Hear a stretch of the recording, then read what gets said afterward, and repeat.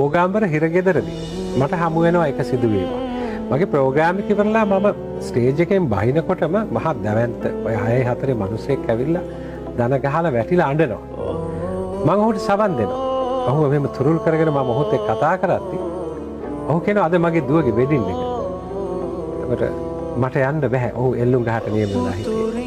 ඔහුගේ කතන්දරේ ඔහු කියනවා මගේ බිරිඳවයි මගේ දුවවයි මගේ ඉස්සරහා දූෂණය කරුවා 4 දෙනෙක්. එතකොට මම බලන් ඉන්නත් මගේ බිරිඳව දූෂණය කළා මරුවා මගේ ඉස්සරහා. මම ඒ 4 දෙනාම මරුවා. ඒතර ඔහුගේ කතාවට සවන් දෙනකොට මට කිසිසේත්ම දැනෙන්නේ නැහැ ඔහු වැරදියි කියලා. ඒ කියන්නේ මම එතන හිටියා නම් මම ඒක කරයිද? එතකොට ඔහු පිළිබඳ කිසිම අපිට ඔහු වැරදිකාරයෙක් කියන හැඟීමකටවත් ගියේ නැහැ. හැබැයි ඔහු මාව පුදුම කරනවා ඊළඟට. ඔහු කියනවා නමුත් මගේ වෛරය නිසා අන්තිමට ඉතුරු වුණේ මගේ දුවට තනිකම විතරයි. මගේ දුවගේ අම්මා මැරුණා වුන් නැති.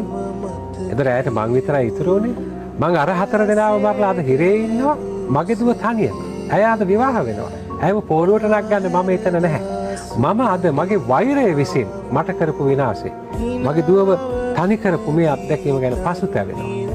නහි වේරේන වේරාණී කියන බුද්ධ වචනේ පරම යථාර්ථය මට ප්‍රායෝගිකව හමු වෙච්ච දවසක්.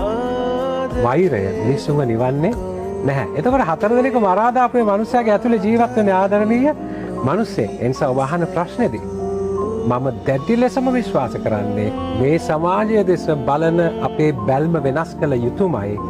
ඔය ඕනෑම මිනිසෙක් ඇතුලේ ජීවත් වෙන ආදරය මෛත්‍රියේ පිරිපුන් මිනිස්යාව හොයාගෙන යාමේ ගමනක් අපි ආරම්භ කළ යුතුයි.